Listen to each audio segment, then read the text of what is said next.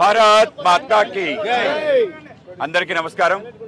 ఇవాళ ఏదైతే రాజ్యసభ 15వ వైస్ ప్రెసిడెంట్ కోసం ఏదైతే ఎన్నికలు జరిగిందో దాంట్లో ఎన్డీఏ కూటమి అద్భుత విజయాన్ని సాధించడం జరిగింది. 452 ఓట్లు రావటం అంటే అనితర సాధ్యమైన విజయాన్ని సాధించాం. అలాగే ఇండి ఏదైతే గఠబంధన్ ఉందో వాళ్ళు నిలబెట్టిన క్యాండిడేట్కి 300 ఓట్లు రావటం ద్వారా ఇవాళ ప్రజలందరూ ఏకపక్షాన ఇవాళ నరేంద్ర మోడీ గారి నేతృత్వాన్ని ఏ విధంగా మద్దతు తెలియజేస్తున్నారనేది మనకి వైస్ ప్రెసిడెంట్ ఎన్నికల ద్వారా తెలుస్తుంది. సిపి రాధాకృష్ణన్ గారు చాలా గొప్ప రాజకీయ నాయకుడు, విద్యావేత్త. ఆయన మహారాష్ట్ర గవర్నర్గా ప్రస్తుతం ఉన్నారు.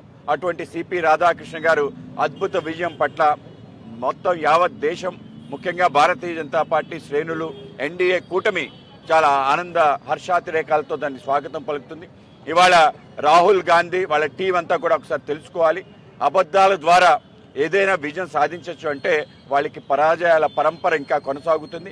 ఇప్పటికైనా గుణపాఠం ఈ యొక్క వైస్ ప్రెసిడెంట్ ఎన్నికల ద్వారా తెలుసుకోవాలని చెప్పి ఇవాళ వైస్ ప్రెసిడెంట్ ఎన్నిక ద్వారా మరొకసారి నరేంద్ర మోడీ గారి నాయకత్వం పట్ల మొత్తం యావత్ దేశం మద్దతిస్తున్న తీరు, అలాగే ఇండి అలయన్స్ నుంచి కూడా అనేక మంది వచ్చి మనకు ఓట్లేసిన తీరు కూడా మన విజయానికి సంకేతం.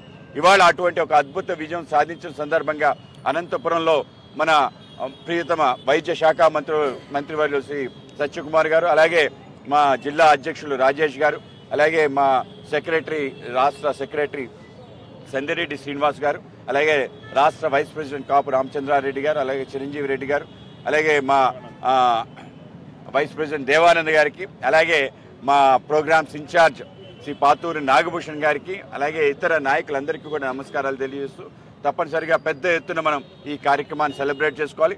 దీంతో పాటు మొన్ననే ప్రధానమంత్రి గారు ఏదైతే నెక్స్ట్ జనరేషన్ జిఎస్టీ యొక్క పిలిపించారో తద్వారా దేశవ్యాప్తంగా ప్రజలందరికీ, ముఖ్యంగా మధ్యతరగతి చిన్న వ్యాపారస్తులకి పెద్ద ఎత్తున ఊరట, అనేక వస్తువులు సంబంధించిన వాటికి ధరలు తగ్గటం, ఈ విధంగా పెద్ద ఎత్తున మనం సంబరాలు చేసుకునే విధంగా అనేక రకాల కార్యక్రమాలు నరేంద్ర మోడీ గారి నేతృత్వంలో మనకు వచ్చే తప్పనిసరిగా మనం మరింత ఉత్సాహంతో ముందుకెళ్లాలని అందరికీ తెలియజేసుకున్నాం. భారత్ మాతా కీ.